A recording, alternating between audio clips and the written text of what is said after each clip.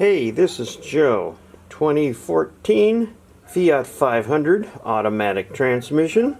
Here is the transmission fill plug.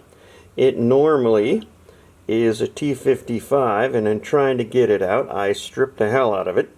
So let me show you where it goes. If you go back behind the engine and look all the way down, you're probably not going to be able to see it.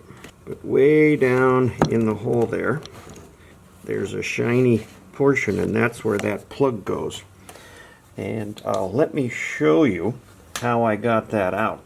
What it is that that fill plug on the transmission there's not a straight shot. Even if I remove the battery here, it's still not a straight shot. You have to go in at an angle, and the only way to get the T-55 is to put it on a universal, and it just would not fit, and I stripped it out.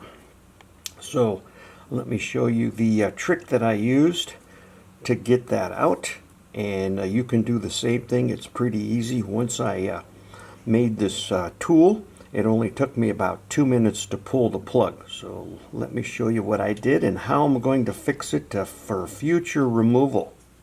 What I did was I went down, I had a piece of rebar lying around.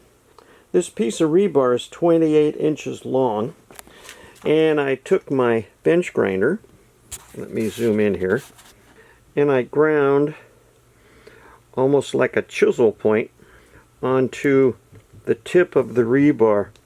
Now this isn't hardened metal, so what you're going to do is you're going to take that piece of rebar, put it on an angle, put it near the edge of the plug, and then tap on it to try to form, as you see here, a little divot in the edge of the plug. The closer you can get it to the outside of the plug, the more leverage you're going to get. Now if you pound on it for a little while, try not to pound on the edge near where the transmission case is. You don't want to damage that, but just pound on the edge of the fill plug.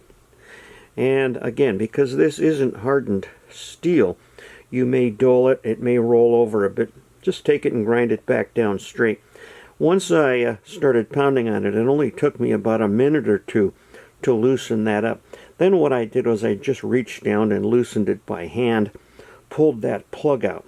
Let me show you how I'm going to fix this, put it back in. Now, I'm away from home, I'm on vacation visiting some friends, doing some work on their vehicles, so I don't have my TIG welder handy.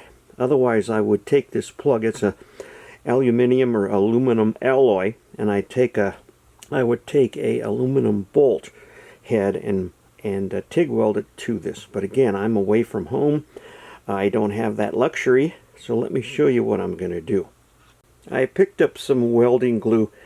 This is very similar in strength, and it's a filled epoxy, very similar to JB Weld. Has about the same strength.